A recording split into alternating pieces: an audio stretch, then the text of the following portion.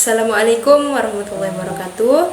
Halo teman-teman semua, bertemu kembali dengan saya Nabila Putri Kartika, mahasiswi kelas 3 APBA dengan NIM 12402021. Pada video ini saya akan menyampaikan penjelasan mengenai beberapa topik, yaitu prinsip-prinsip supervisi pendidikan, peran kepala sekolah sebagai administrator dan supervisor dalam mencapai tujuan pendidikan, serta hubungan monitoring dan evaluasi pendidikan dengan perencanaan pada komponen sistem pendidikan. Adapun tujuan dari pembuatan video ini adalah untuk memenuhi tugas perkuliahan, sekaligus sebagai sarana untuk memahami dan juga menjelaskan kembali konsep-konsep penting dalam manajemen administrasi dan supervisi pendidikan. Harapan saya, melalui video ini, materi yang disampaikan dapat dipahami dengan jelas, menambah wawasan, serta memberikan manfaat baik bagi saya pribadi maupun bagi pihak yang menyimak video ini.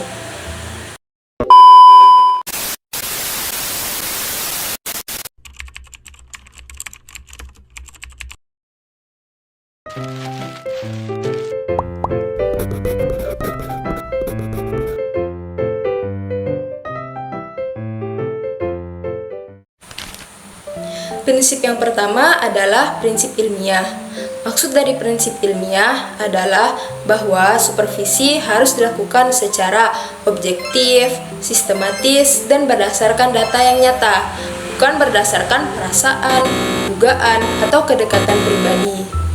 Dalam pelaksanaannya, supervisor harus menggunakan instrumen yang jelas, seperti lembar observasi kelas, catatan proses pembelajaran, serta hasil evaluasi belajar siswa. Misalnya, supervisor masuk ke kelas dan mengamati cara guru menyampaikan materi, metode yang digunakan, serta respon siswa. Nah, hasil supervisi kemudian disimpulkan dari fakta-fakta yang ditemukan di lapangan sehingga penilaiannya dapat dipertanggungjawabkan secara akademik. Prinsip kedua adalah prinsip demokratis. Artinya, supervisi harus dilakukan dalam suasana saling menghargai, terbuka, dan tidak bersifat otoriter. Supervisor tidak memposisikan diri sebagai pihak yang paling benar, tetapi sebagai mitra profesional bagi guru. Nah, sebagai contoh, setelah observasi pembelajaran, supervisor mengajak guru berdialog dengan pertanyaan seperti, menurut Ibu, bagian mana dari pembelajaran yang sudah berjalan dengan baik dan bagian mana yang masih perlu diingatkan? Nah, dengan cara ini, guru merasa dihargai dan dilibatkan, sehingga supervisi tidak menimbulkan rasa takut. Prinsip yang ketiga adalah prinsip kooperatif. Supervisi harus dilaksanakan melalui kerjasama yang baik antara supervisor dan guru dalam memperbaiki proses pembelajaran. Supervisi bukan kegiatan satu arah, melainkan proses kolaborasi untuk mencapai tujuan pendidikan. Nah, contohnya, jika dalam supervisi ditemukan bahwa ada siswa yang kurang aktif, maka supervisor dan guru bersama-sama mencari solusi, seperti mengganti metode ceramah dengan diskusi kelompok ataupun pembelajaran berbasis proyek. Nah, dengan kerjasama inilah guru merasa didukung, bukan malah disalahkan. Prinsip yang keempat adalah prinsip konstruktif dan kreatif. Artinya, supervisi harus bersifat membangun, memberi motivasi, serta mendorong kreativitas guru dalam mengajar. Supervisor sebaiknya tidak hanya menunjukkan kekurangan saja, tetapi juga memberikan saran yang solutif dan juga inspiratif.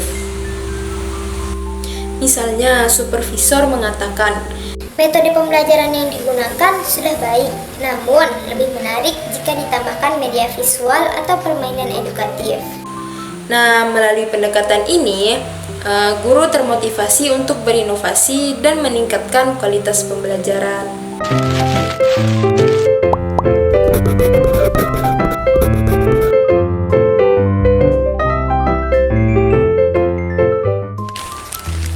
Pada bagian ini, saya akan menjelaskan fungsi kepala sekolah sebagai administrator dan supervisor. Dan pastinya akan saya kaitkan juga dengan efektivitas pencapaian tujuan pendidikan. Tenang saja, kepala sekolah di sini bukan cuma soal tanda tangan surat. Macam tak betul je budak ni.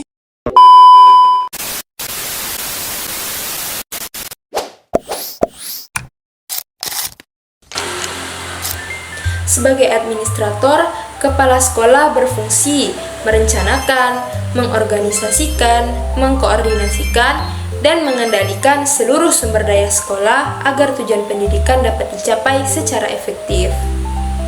Fungsi ini mencakup pengelolaan kurikulum, tenaga pendidik, sarana prasarana, keuangan, dan tata usaha sekolah.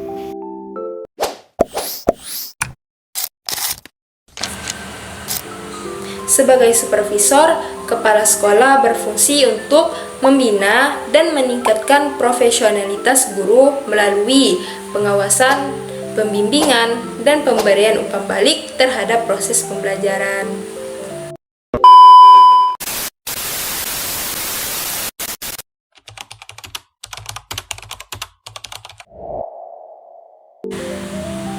Kaitannya dengan efektivitas tujuan pendidikan, yaitu melalui supervisi yang efektif, guru menjadi lebih reflektif dan inovatif dalam mengajar. Hal ini berdampak langsung pada peningkatan mutu pembelajaran, sehingga siswa lebih mudah mencapai kompetensi yang telah ditetapkan dalam tujuan pendidikan.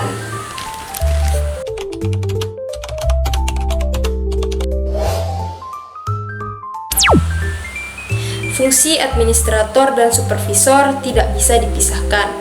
Administrasi yang baik menyediakan sistem dan fasilitas, sementara supervisi yang efektif menjamin kualitas pelaksanaan pembelajaran. Jika kedua fungsi ini berjalan seimbang, maka tujuan pendidikan dapat tercapai secara efektif, efisien, dan berkelanjutan. Dengan demikian, kepala sekolah sebagai administrator dan supervisor memegang peranan strategis dalam menentukan efektivitas pencapaian tujuan pendidikan di sekolah.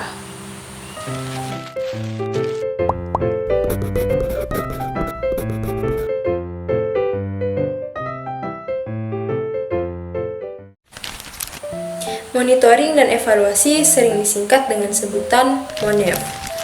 MONEV merupakan bagian penting dalam penyelenggaraan pendidikan. Monitoring berfungsi untuk memantau pelaksanaan program, sedangkan evaluasi berfungsi untuk menilai keberhasilan ataupun kekurangan program. Nah, hasil dari monitoring dan evaluasi ini tidak berhenti sebagai laporan saja, tetapi menjadi dasar utama dalam perencanaan pendidikan selanjutnya, khususnya pada 7 komponen sistem pendidikan.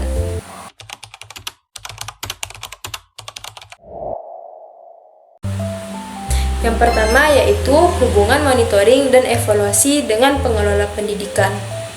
Monitoring dilakukan untuk melihat bagaimana pengelola ataupun manajemen sekolah menjalankan kebijakan dan program yang telah direncanakan. Sedangkan evaluasi bertujuan untuk menilai efektivitas kepemimpinan dan pengelolaan pendidikan.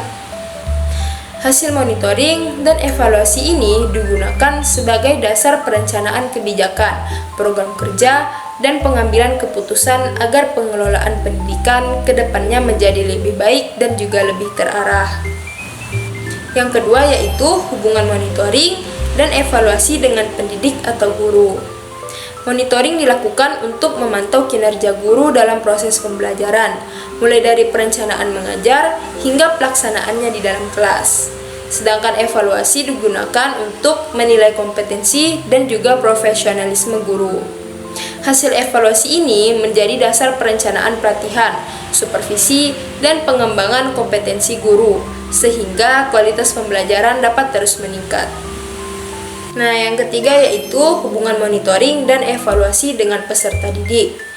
Monitoring dilakukan untuk melihat kehadiran, keaktifan, serta perkembangan belajar siswa. Sedangkan evaluasi bertujuan untuk menilai hasil belajar dan juga pencapaian kompetensi dari peserta didik. Data hasil monitoring dan evaluasi digunakan dalam perencanaan program pembelajaran, bimbingan konseling, remedial, dan juga pengayaan sesuai dengan kebutuhan siswa. Nah, yang keempat yaitu hubungan monitoring dan evaluasi dengan kurikulum. Monitoring memastikan bahwa kurikulum dilaksanakan sesuai dengan perencanaan yang telah ditetapkan. sedangkan evaluasi menilai relevansi dan efektivitas kurikulum terhadap kebutuhan peserta didik. Hasil monitoring dan evaluasi menjadi dasar perencanaan penyesuaian materi, metode, serta strategi pembelajaran agar kurikulum tetap relevan dan juga kontekstual. Selanjutnya yang kelima yaitu hubungan monitoring dan evaluasi dengan sarana dan prasarana pendidikan. Monitoring dilakukan untuk mengecek kondisi serta pemanfaatan fasilitas sekolah, sedangkan evaluasi menilai apakah sarana dan prasarana tersebut benar-benar mendukung proses pembelajaran. Hasil evaluasi ini digunakan dalam perencanaan pengadaan, perawatan, dan pengembangan sarana prasarana pendidikan secara efektif dan efisien. Nah, yang keenam yaitu hubungan monitoring dan evaluasi dengan pembiayaan pendidikan. Monitoring memantau penggunaan anggaran pendidikan, sedangkan evaluasi menilai efektivitas dan juga efisiensi pembiayaan. Data hasil monitoring dan evaluasi menjadi dasar perencanaan alokasi anggaran pendidikan agar dana digunakan sesuai dengan prioritas dan juga tujuan dari pendidikan. Yang terakhir yaitu yang ketujuh, hubungan monitoring dan evaluasi dengan tujuan pendidikan. Monitoring memantau proses pencapaian tujuan pendidikan, sedangkan evaluasi menilai tingkat keberhasilan tujuan tersebut. Apabila tujuan pendidikan belum tercapai, maka hasil evaluasi digunakan sebagai dasar perencanaan perbaikan dan juga penyempurnaan tujuan pendidikan agar lebih realistis dan juga terarah. Nah, sebagai penutup dapat saya simpulkan bahwa pembahasan materi mengenai prinsip-prinsip supervisi, peran kepala sekolah sebagai administrator dan supervisor, serta hubungan monitoring dan evaluasi dengan perencanaan pada komponen sistem pendidikan menunjukkan bahwa seluruh unsur dalam pendidikan saling berkaitan dan tidak dapat dipisahkan. Apabila supervisi, kepemimpinan, monitoring, evaluasi, dan juga perencanaan dilaksanakan dengan baik, maka tujuan pendidikan dapat tercapai secara efektif, terarah, dan juga berkelanjutan. Saya menyadari bahwa dalam penyampaian materi ini masih terdapat keterbatasan. Oleh karena itu, saya mengharapkan kritik dan saran yang membangun demi perbaikan ke depannya. Tak lupa saya mengucapkan terima kasih yang sebesar-besarnya kepada Ibu Dr. Misdah MPD selaku dosen pengampu pada mata kuliah Administrasi dan Supervisi Pendidikan atas ilmu, bimbingan, dan juga kesabaran yang telah Ibu berikan selama proses perkuliahan. Semoga Allah Subhanahu wa Ta'ala senantiasa memberikan kesehatan, keberkahan, kemudahan dalam setiap langkah, serta pahala yang berlipat ganda atas ilmu yang telah Ibu bagikan kepada kami. Amin amin ya robbal alamin. Akhir kata, semoga video ini dapat memberikan manfaat bagi kita semua. Sekian yang dapat saya sampaikan. Wassalamualaikum warahmatullahi wabarakatuh. Sahabatnya sudah akhir tadi. Terima kasih dan jumpa lagi.